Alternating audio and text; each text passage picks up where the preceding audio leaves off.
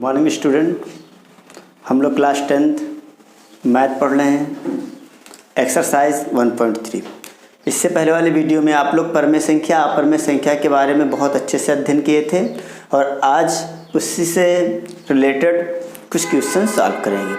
जैसे क्वेश्चन प्रश्नावली 1.3 का फर्स्ट क्वेश्चन है, सिद्ध कीजिए कि √5 एक अपरमेय संख्या है। परमेय संख्या अपरमेय संख्या आप पढ़ चुके हो, अगर अभी नहीं पढ़े हो तो पिछली वाली क्लास को आप जरूर देख लेंगे। अब हम लोग देखते हैं कि सिद्ध कीजिए √5 एक अपरमेय संख्या है। तो सबसे पहले लिखेंगे हल। पता है कि √5 एक अपरमेय संख्या है, लेकिन फिर भी बताना है कि क्या है यह अपरमेय संख्या है। पता है कि ये मार्कर है, लेकिन ये सिद्ध कीजिए कि ये मार्कर है। सेम इसी तरह से क्वेश्चन है। अब हल में जब ये एक अपरमेय संख्या है फिर भी अपरमेय सिद्ध करना है तो इसको दूसरा नाम दो। मान लो माना √5 एक परमेय संख्या है, लिख लेंगे माना √5 एक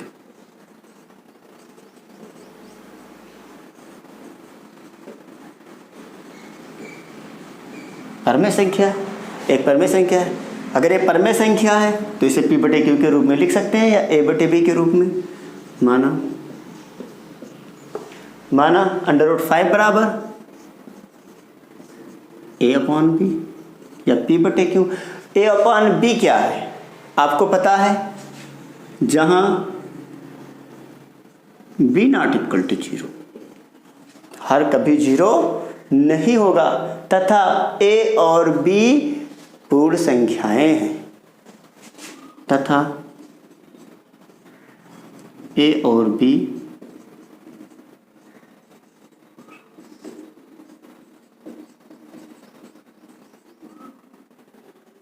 पूर्ण संख्या है। A और B पूर्ण संख्या है। यहां पर A और B अगर कहा जाए A और B का उभयनिष्ठ क्या है या HCF क्या है तो आप क्या बताओगे? एक क्या है? एक। तो आप लिख देंगे जिनका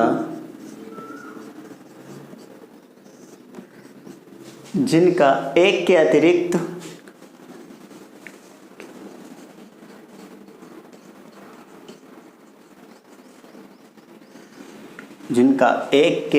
अतिरिक्त कोई अभाज्य गुणनखंड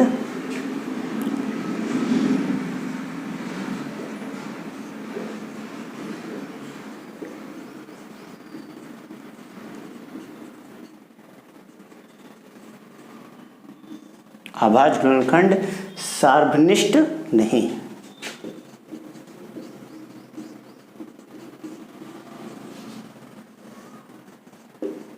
मतलब इससे इन दोनों का एक है। अब क्या है? सार्वनिष्ठ नहीं।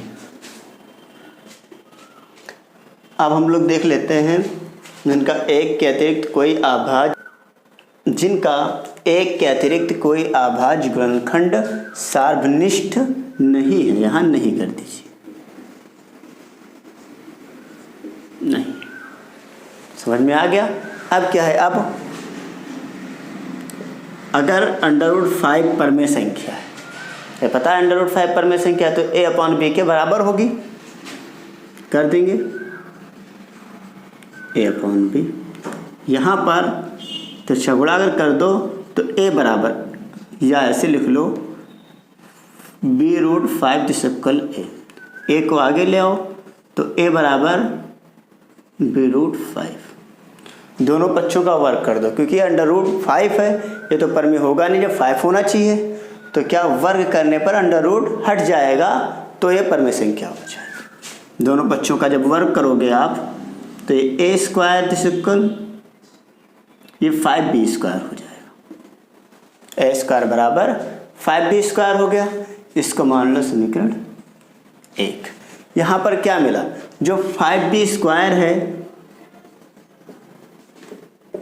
5 से क्या हो जाएगा?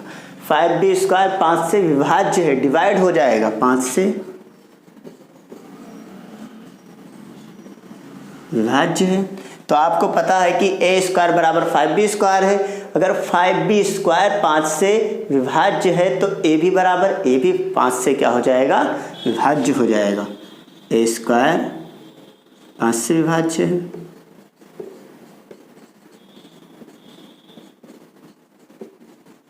अगर ए स्क्वायर है, आप बताओ 25 अगर 5 से विभाज्य है तो 5 भी तो 5 से विभाज्य होगा।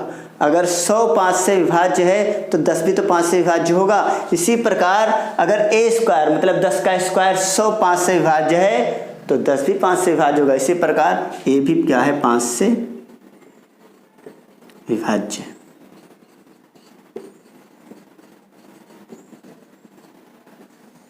अब हम लोग फिर मान लेते हैं, माना, अब ये तो विभाज्य हो गया। अब मान लेते फिर, माना यहाँ पर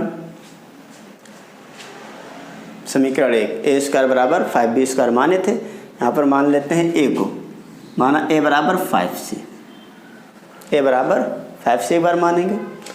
अब इसका मान उठा के समीकरण में अगर रखोगे, जब समीकरण 1 से समीकरण 1 में मान रखोगे तो 5b स्क्वायर जो होगा, ये 5b स्क्वायर बराबर ए स्क्वायर है, तो ए स्क्वायर की जगह पर क्या रख देंगे, 5c का स्क्वायर, 5c का स्क्वायर रख दिए। अब ये हो जाएगा आपका 5b स्क्वायर दिशक्कल 25c स्क्वायर। अब हम 25 आप काट दिए इसको, ये b स्क्वायर बराबर 5c स्क्वायर। अब यहाँ पर अगर देखा जाए तो 5c स्क्वायर अगर 5 से कटेगा, अगर 5 से डिवाइड किया जाएगा तो 5 का नंबर 5 कटेगा कि नहीं कटेगा, कटेगा। तो आप लिख सकते हो 5c स्क्वायर 5 से विभाज्य है। तो पता है b बराबर है तो b भी विभाज्य होगा, b स्क्वायर 5 से विभाज्य है।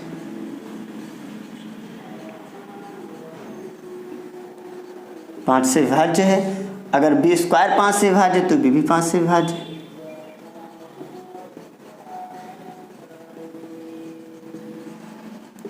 आप इन सभी चीज़ों को बहुत अच्छे से नोट करेंगे, कोई भी चीज़ें छूटनी ना पाए। आप पेन कॉपी आपके पास होनी चाहिए, आप चीज़ों को नोट करेंगे, नोट्स बनाएंगे और स्टडी करेंगे, क्योंकि क्लास 10th में 10th की स्टडी बहुत इंपॉर्टेंट है, क्योंकि फर्स्ट टाइम आप बोर्ड देखेंगे और मैथ एक ऐसा सब्जेक्ट है जिसमें पढ़ना बहुत ज़्यादा ज़रूरी है। अगर आप पढ़ नहीं रहे हैं तो आप नुकसान पाएंगे। अब यहाँ पर हमें क्या मिला, ये भी 5 से विभाज्य और ये भी 5 से विभाज्य है, मतलब 5 ए और बी का सार्वनिष्ठ अभाज्य गुणनखंड है। तो हम लोग लिख सकते हैं, इसलिए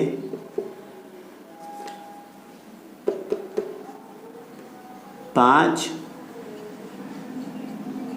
ए और बी का सार्वनिष्ठ अभाज्य गुणनखंड है, जो कि हमारी परिकल्पना से क्या है, विपरीत है, या हमारी पूर्व अवधारणा के विपरीत है। क्योंकि हमारा पूर्व अवधारणा क्या कह रहा था, जिनका एक के अतिरिक्त कोई अभाज्य गुणनखंड सार्वनिष्ठ नहीं है। यहाँ पर क्या मिलता है, 5 ए और बी का सार्वनिष्ठ अभाज्य गुणनखंड है। तो यहाँ पर लिख सकते हैं, या हमारी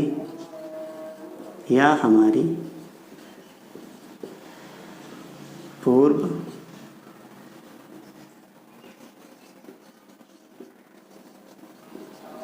धारणा के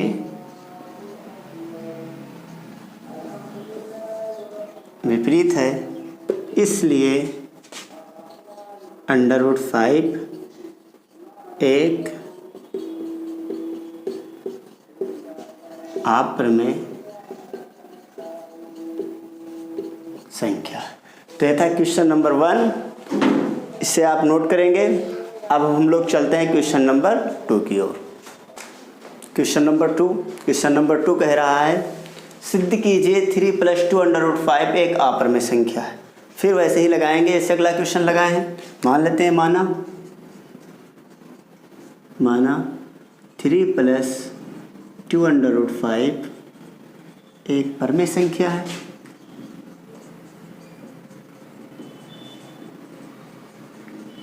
एक परमेय संख्या है। अब क्या, 3 + 2√5 बराबर a/b, जहाँ b ≠ 0। फिर वैसे ही लिखेंगे a और b धन पूर्णांक है, पूर्णांक है। अब दोनों पक्षों का वर्ग कर देंगे, वर्ग अभी ना करो, थोड़ा हल कर लो इसको। 3 + 2√5 a/b, 3 को उधर पक्षांतर कर दो तो ये हो जाएगा 2√5 a/b - 3। इसके जब सॉल्व करोगे तो 2√5 बराबर b का 3 में गुणा होगा, तो 3 का b में जब गुणा होगा तो -3 भी हो जाएगा अपॉन b। जब इसको हल करोगे इसके नीचे 1 मान लेना, सॉल्व करोगे आ जाएगा। अब यहाँ पर हमको चाहिए केवल √5, तो √5 बराबर हो जाएगा a - 3b/b। 2 नीचे चला आएगा, 2 जब यहाँ भेजेंगे तो यहाँ 2 आ जाएगा, तो √5 a - 3b/2b ये हमको प्राप्त होगा। यहाँ पर अगर a और b की बात की जाए तो a और b क्या है, पूर्णांक। a और b लिख लेंगे यहाँ, इसलिए a और b पूर्णांक है। अगर ये पूर्णांक है तो ये भिन्न के रूप में है, जहाँ b 0 है ही नहीं, यहाँ b 0 नहीं है, अतः a - 3b/2b एक परमेय संख्या है, एक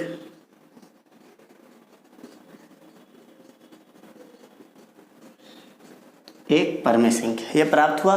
अब एक परमेय संख्या, ये एक परमेय संख्या है और हम लोग सिद्ध किए थे इससे पिछले अभी क्वेश्चन फर्स्ट को √5 एक अपरमेय संख्या मिली थी, और यहाँ पर एक परमेय संख्या एक अपरमेय संख्या कैसे बराबर हो सकती।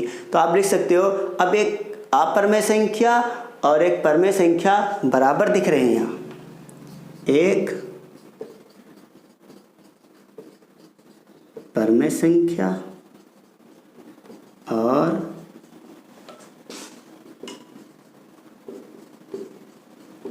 अपरमेय संख्या क्या यहाँ बराबर है।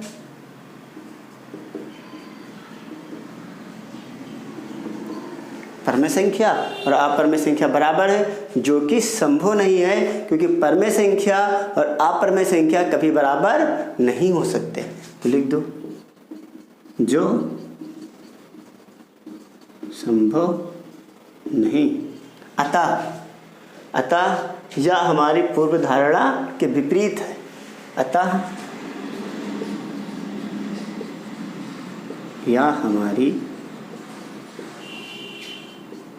पूर्व धारणा के विपरीत है, पूर्व धारणा के विपरीत है। अतः हमारी कल्पना गलत है,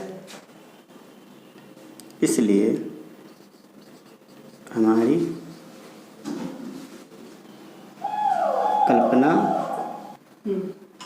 कल्पना गलत है।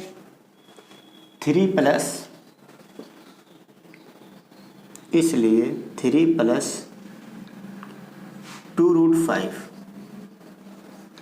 एक अपरमेय संख्या है। यहाँ पर लिख दो, यही हमें सिद्ध करना, यही सिद्ध करना।